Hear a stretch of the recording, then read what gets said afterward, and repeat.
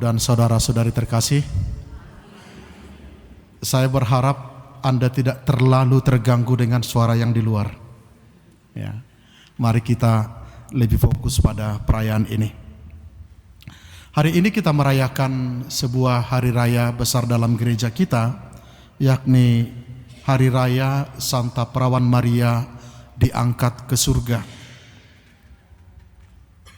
Kalau kita melihat sejarah gereja, terutama bagaimana gereja perdana menghayati iman mereka, maka sesungguhnya kepercayaan akan Maria yang diangkat ke surga sudah ada sejak awal mula, sejak masa-masa paling awal dari kekristenan. Alasannya dimulai dari pemikiran bahwa amatlah sulit untuk orang Kristen untuk tidak membayangkan bahwa tubuh Maria mengalami kebusukan setelah peran besar yang ia terima dalam sejarah keselamatan.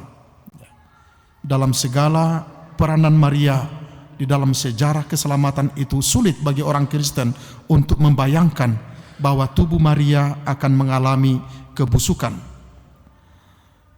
Seperti yang ditunjukkan dalam Injil hari ini, kita mendengar bahwa Bunda Maria mengandung dalam rahimnya Raja segala raja, mengandung dalam rahimnya Tuhan dari segala Tuhan.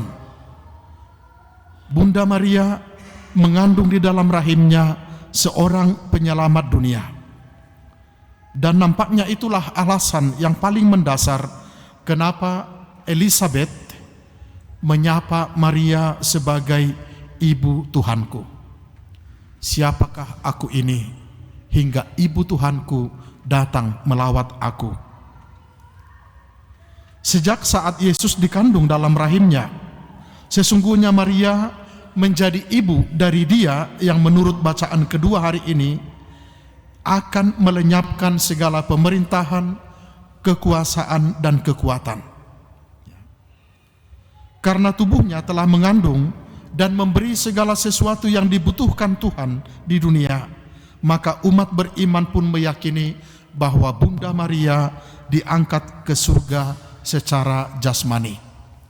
Ini sedikit gambaran kepada kita tentang dogma Santa Perawan Maria diangkat ke surga, sekali lagi yang telah dihayati oleh orang-orang beriman sejak awal mula gereja. Meskipun dogma atau penetapan dari gereja tentang Maria diangkat ke surga baru secara resmi diumumkan pada tahun 1950, namun sekali lagi ajaran ini sudah diajarkan dan dihidupi oleh gereja selama berabad-abad. Dogma ini lahir dari iman umat, lahir dari iman gereja ketika mereka berhadapan dengan misteri Allah yang ada di dalam Bunda Maria. Peristiwa ini menunjukkan isi dari apa yang kita imani, di mana pada akhirnya seluruh pribadi kita, tubuh dan jiwa kita akan dibangkitkan ke dalam kehidupan baru yang adalah bagian dari kebangkitan Tuhan sendiri.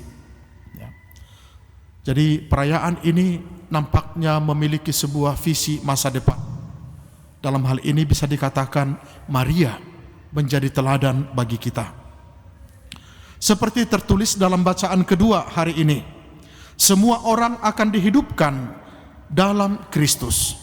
Maka Maria yang diangkat ke surga mempertegas tujuan akhir hidup kita sebagai umat beriman. Dan tujuan akhir hidup kita juga menjadi kerinduan bagi Allah sendiri untuk seluruh umat manusia. Dalam Injil Yohanes dikatakan bahwa Allah tak mau seorang pun yang percaya kepadanya akan hilang dan binasa. Itulah sebabnya gereja mengajarkan di dalam salah satu prefasi hari Minggu mengatakan demikian.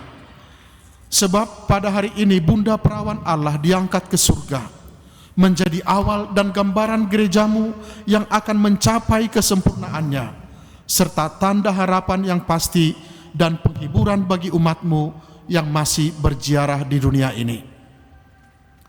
Saudara-saudari terkasih, di tengah-tengah peziarahan hidup kita di dunia ini, layaklah kalau kita memandang Bunda Maria sebagai gambaran kesempurnaan akhir kita sebagai anggota gereja. Bunda Maria menjadi tanda harapan dan penghiburan bagi perjalanan kita. Hari Raya Santa Perawan Maria diangkat ke surga yang kita rayakan hari ini sangat erat kaitannya dengan tujuan akhir gereja, yakni tujuan akhir dari setiap kita. Saya yakin bahwa kita semua berharap bahwa pada akhirnya kita akan dibangkitkan bersama Kristus. Benar? Benar, ya. Itulah yang menjadi tujuan akhir dari gereja, yakni persekutuan dengan Allah. Karena itu gambaran dalam bacaan pertama dari kitab Wahyu yang kita dengarkan tadi tentang seorang perempuan berselubungkan matahari, berdiri di atas bulan dan bermahkotakan 12 bintang, sejak masa-masa awal gereja dipahami bukan hanya sebagai gambaran Maria, tetapi juga gambaran gereja, yakni komunitas atau persekutuan orang-orang beriman. Karena itu melalui perayaan ini, Bunda Maria bukan hanya memberi kita harapan akan kehidupan kekal setelah kehidupan di dunia ini, tetapi perayaan ini juga memberi kita harapan dalam perjuangan hidup sebagai murid Tuhan saat ini. Perayaan ini berbicara tentang hidup beriman kita sekarang, sekaligus berbicara tentang kemuliaan kita pada masa yang akan datang.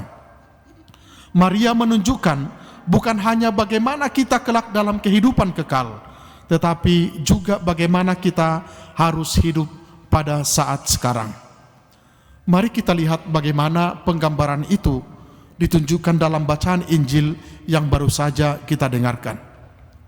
Tadi dikisahkan bahwa Maria mengunjungi Elisabet yang membutuhkan pertolongan pada saat-saat akan melahirkan Yohanes. Jadi kalau kita melihat kisahnya, itu dikisahkan bahwa pewahyuan Yohanes dan pewahyuan Yesus itu berbeda 6 bulan. Ya. Malaikat pertama sekali mewahyukan kepada Zakaria dan Elisabet bahwa mereka akan mengandung. Lalu 6 bulan kemudian malaikat Gabriel datang kepada Bunda Maria. Lalu dikisahkan bahwa tidak lama setelah Gabriel datang kepada Maria, Maria mengunjungi Elisabet. Ya. Ini tepat pada bulan yang ke-6, Elisabet mengandung, Maria datang mengunjungi dia.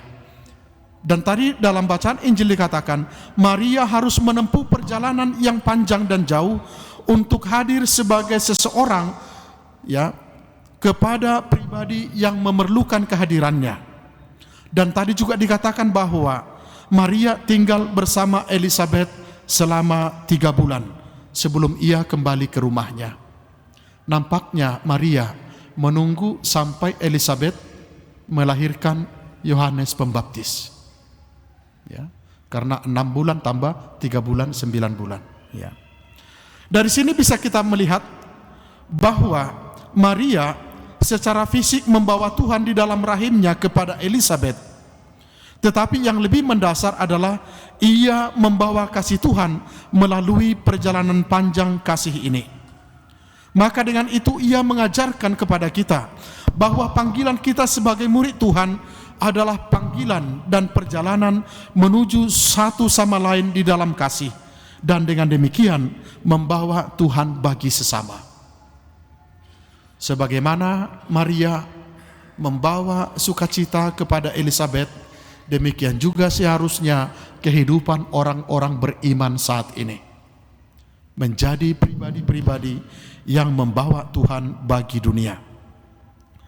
Lalu berikutnya kita mendengar bahwa kunjungan Maria menjadi berkat besar bagi Elisabet.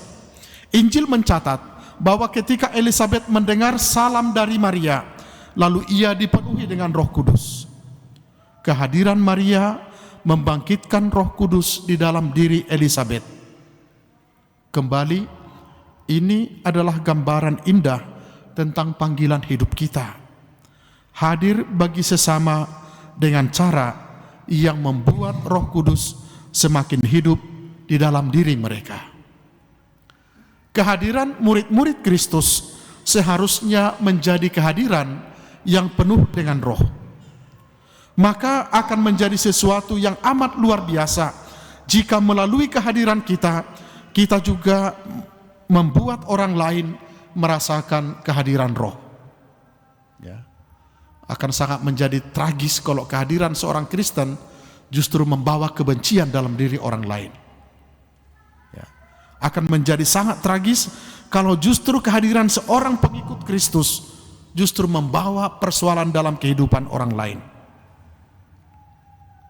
Seperti halnya kehadiran Maria menjadi berkat bagi Elisabet, demikian pula cara Elisabet menyambut Maria menjadi berkat bagi Maria.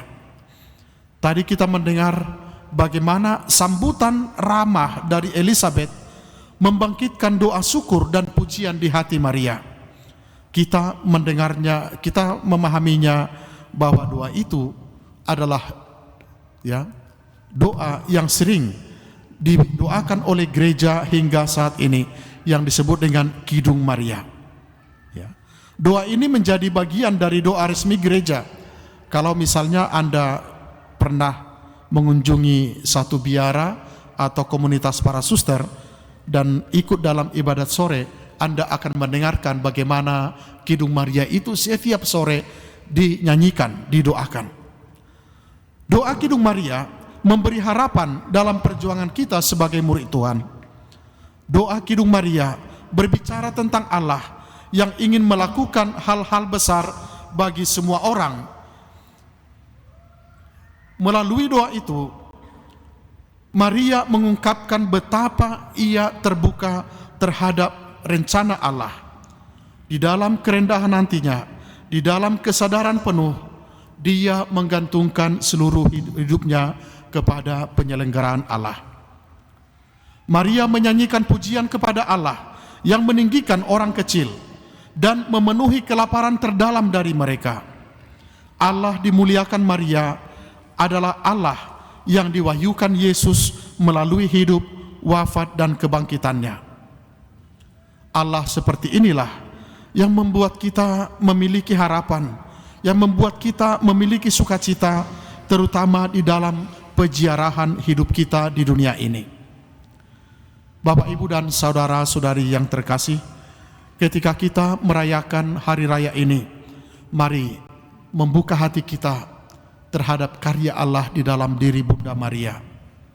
Maria adalah teladan bagi kita, teladan pada masa kini, sekaligus dia menjadi gambaran kehidupan kita pada masa yang akan datang. Semoga berkat doa-doa Bunda Maria, pengharapan kita pun semakin diteguhkan, dan kita menjadi orang-orang yang membawa Roh Kudus, yang membawa sukacita, yang membawa kedamaian di dalam hidup kita. Amin.